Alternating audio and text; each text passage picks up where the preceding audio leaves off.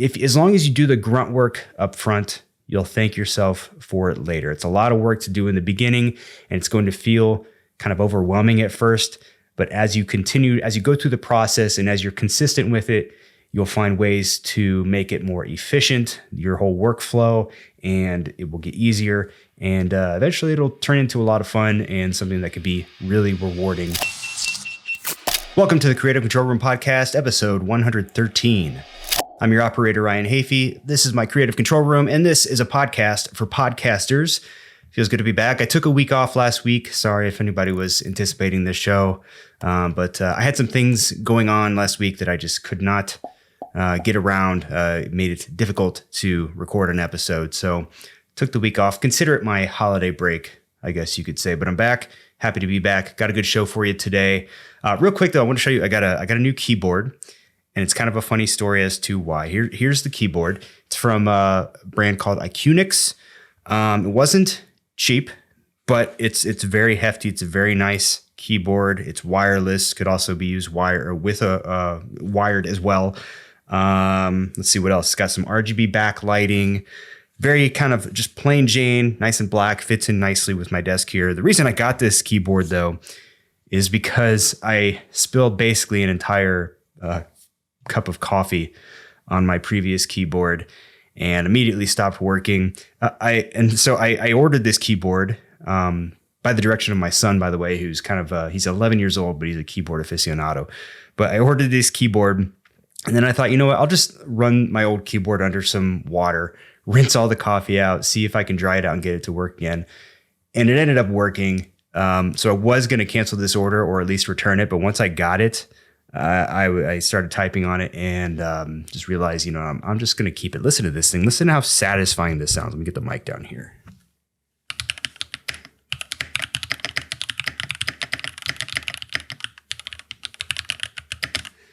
Anyway, I don't know. I just like the way that sounds. It's also quieter than my previous keyboard, which was admittedly quite loud. Very happy with it. If you like keyboards, if you like nice mechanical keyboards, Iqnix, check it out. I'll put a link in the description of this one.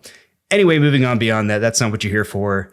In today's show, I'm going to be taking you through my 9-step starter guide for starting a podcast. It's kind of like a checklist.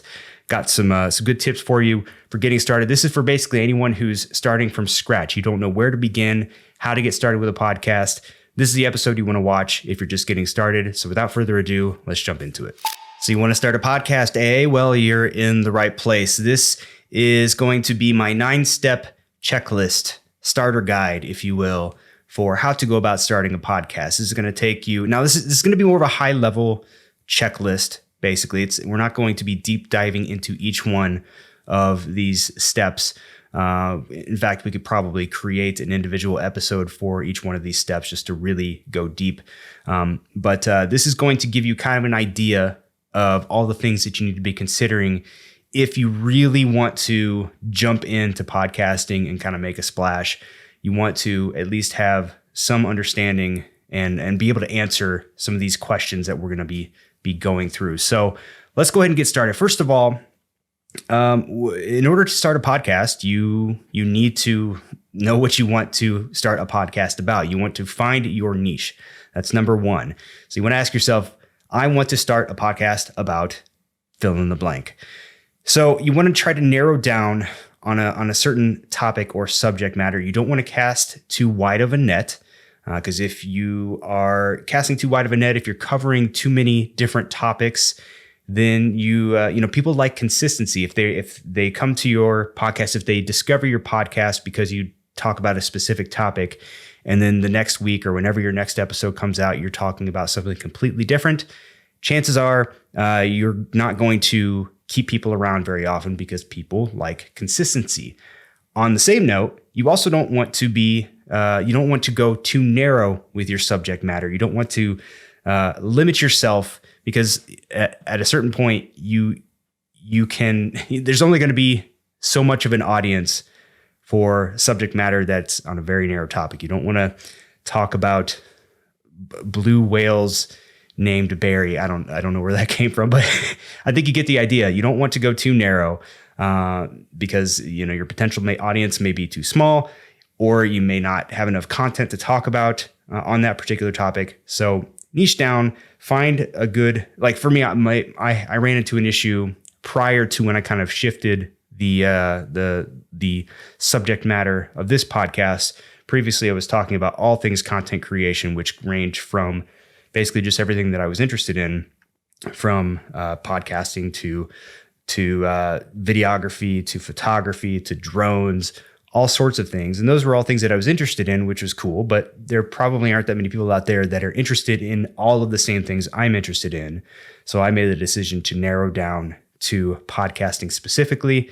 And so far it's been a positive move, but do a little bit of research, see what people are interested in, see if, there's a potential audience for what you want to talk about, and then just go for it. Moving on. Number 2, determine the show format. So this is where you're going to have a lot of decisions to make here, a lot of questions to answer. So first of all, do you want to do audio only, or do you want to do audio and video? Pro tip, go with audio and video if you want to make the biggest splash and, have the largest audience. If you're going to try to compete in the podcast space, it's probably best in this day and age to have a video component. And also, as we go through the remainder of this checklist, we're going to be assuming that you're starting a podcast that has audio and video. So you want to think about that. How long is your show going to be? Are you going to, what kind of segments are going to be included in your show? What kind of episode frequency are you going to have? Meaning, are you going to be posting weekly, daily, monthly? You got to think about that. Are you doing the podcast on your own? Are you going to have a co-host? Will you be having guests? And of course, some of these things, some of these decisions that you make in this phase of the process will change. But as you build it out, but it's good to kind of have a foundation to build off of as you go along. So think about all that. Number 3, think about your show style. Is it going to be improvisational, kind of lighthearted and conversational? Is it going to be scripted? Is it going to be funny, or is it going to be serious? Is it, what kind of production value do you plan to have? Is it going to be kind of, laid back and just sort of like, for example, comedy podcasts work really well with sort of the laid back style with, maybe a little bit lower, or you can at least get away with a lower production value on kind of more silly or fun podcasts versus a higher production value. Do you really want to dive into that? And if you do, do you have the budget for it and kind of the knowledge and expertise to be able to use all of that equipment and gear? What do you want your podcast to look and sound like is basically what you really want to be thinking about when it comes to your show style. So that's step number 3. Step number 4, you want to think about branding. And your branding should match the style that you have in mind for your podcast. Once for example, you wouldn't want, if you have a very fun and, kind of maybe a comedy podcast, you wouldn't want to have branding that's kind of mundane and boring. You would want it to reflect the style of your podcast.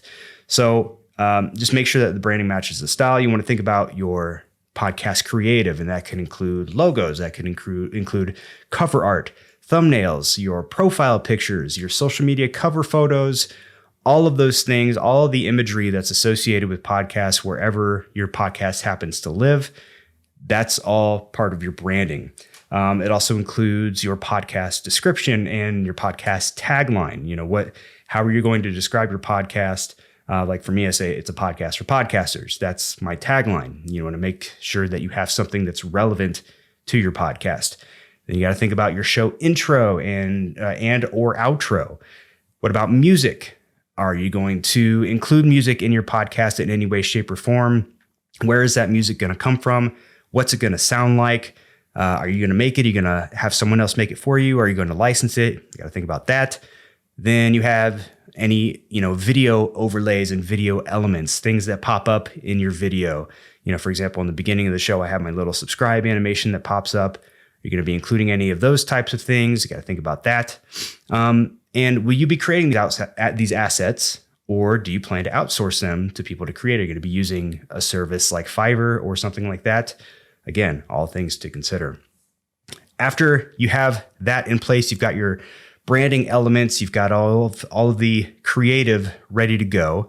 Now it's time to build your online presence. So, first of all, it's going to involve signing up for podcast hosting, for audio podcast hosting.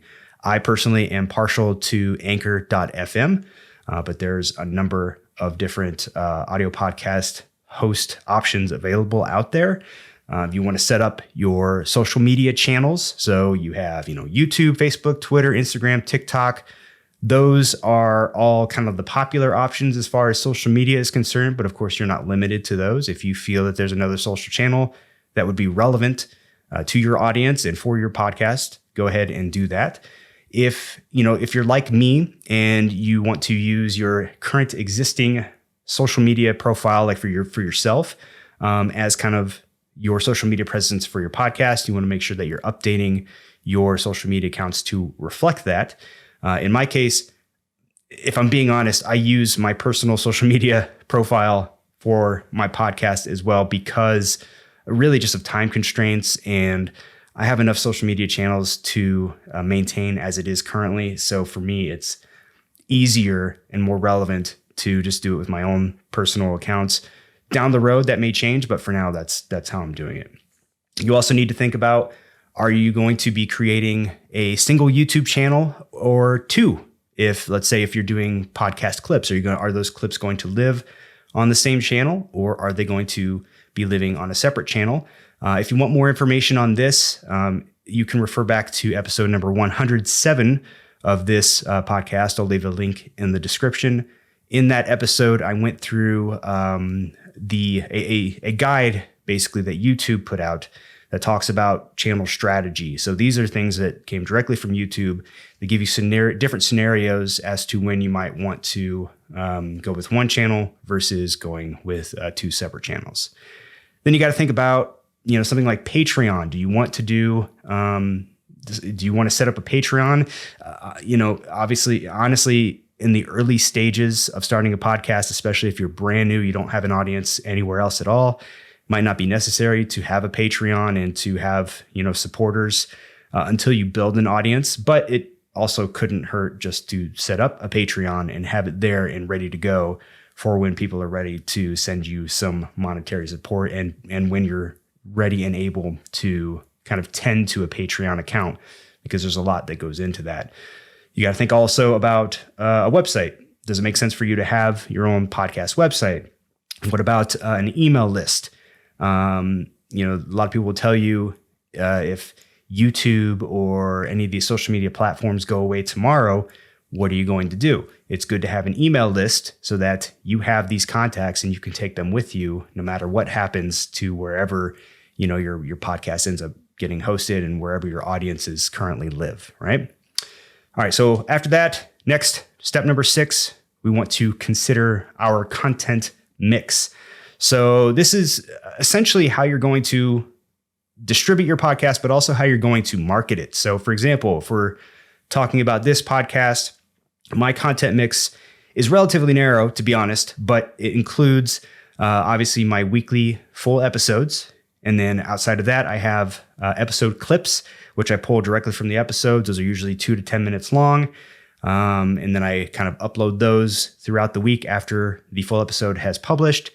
Then you have social clips. So from the episode, I also take 60-second or less clips that I sprinkle out onto, for example, Instagram and YouTube Shorts, TikTok, etc. Now, there's a lot more that you can do with content. You're not limited to those. You can do things like create bonus episodes. You can create episode teasers, behind the scenes content. Depending on the type of podcast you have, you can consider making skits. You can do reaction content to other people's content. That actually does really well for some people. It's just kind of reacting to other people's content. So think about different content opportunities and different ways that you can promote your podcast, and just write it down and have an idea of what you want to do. Number 7, now it's time to build your studio, to build the space in which you will be recording your podcast. So if you are like me and you are doing your podcast in a single location, You need to think about all the different gear you need. Are you going to do a single camera setup or a multi-camera setup? If you're, depending on which you decide to do, how are you going to be recording those? Are you going to be just recording those in camera and editing later? Are you going to be producing live? Are you going to be recording into, a PC or a computer like I am? Think about those things and how you plan to do that. Microphones, audio. What kind of microphone do you want to use? Do you want to use a microphone like this? Do you want to use a lavalier microphone and hide it? USB microphone, XLR. Do you need sound panels? Are you going to be in an area where there's a lot of echo and you need to kind of dampen some of that echo? Maybe you need to get sound panels. I know you can kind of see them, but I have some sound panels behind my monitor here to help tone down some of the echo in this particular room. Think about all those things. You got to think about lighting. What kind of lighting you're going to have? Should you get some key lighting like this? What about accent lights for the background? Those types of things. And then just your set in general. What types of things do you plan to have within your set to give it some visual interest? Like for me, I've got kind of all my gear here behind me and to the side of me. What types of things do you plan to include in your set? Think about those as well. What about if you plan to do your shows remotely? Maybe you're traveling to interview guests. In that situation, you need to think about what kind of gear you will need to take with you. You're going to have to consider microphones and stands, cameras and tripods, lighting, recording equipment, laptops, gear cases, all of those types of things. How are you going to, what kind of gear are you going to get and how are you going to transport those? Think all of that through, write it down, and just have a plan in place. All right, number 8. Determine your production schedule. So this is when we need to think about how we're going to allocate time for all of the different things we need to do to get our podcast out every week or however often you plan on publishing your podcast. So you need to allocate time for show planning. You need to allocate time for when you're going to be recording your show, when you're going to be editing your show, and when you're going to be distributing your show. So to give you an example for myself, I typically will, on a normal week, of course, things come up, but on a typical week, I will plan my show on Wednesdays and Thursdays. So that's when I sit down, come up with the topic for the show of the week. I will write out my show notes, all of those things, get all the links in place. And then on Fridays is when I record the show. And then on Saturdays and Sundays is typically when I am editing the show together, getting all of the clips created, all of my thumbnails, all of the social media clips that I want to push out. I'm getting all of those assets in place so that on Monday, my show can be published, the full episode, and then I can schedule the remaining assets on, say, like Tuesday and Wednesday. So it's basically an entire week process for me from planning all the way to distribution. But you need to think about those things because time is of the essence when you're making a podcast. Again, especially if you really want to do it well and you want to do it thoroughly, it takes a lot of time. So it really helps to have a production schedule that you can stick to and that will give you enough time to get everything done. Finally, step number 9, now you get started. Everything is in place. The foundation has been laid for your podcast. So now it's time to get out there and start planning your show. And that's pretty much it. That is the 9-step checklist. I know it's a lot. It sounds like a lot, but trust me, as long as you do the grunt work up front, you'll thank yourself for it later. It's a lot of work to do in the beginning, and it's going to feel kind of overwhelming at first. But as you go through the process and as you're consistent with it, you'll find ways to make it more efficient, your whole workflow, and it will get easier. And eventually it'll turn into a lot of fun and something that could be really rewarding in the long run. So there you go. Well, I hope that was helpful for some of you out there who are interested in getting into the podcast game. If you're still with me and you got any value out of this episode, please consider liking and subscribing wherever you happen to be watching or listening. Follow me on social media at Ryan Hafey on Instagram, Twitter, and TikTok. Check out the description for relevant links and gear recommendations, and we will see you in the next one. Bye-bye.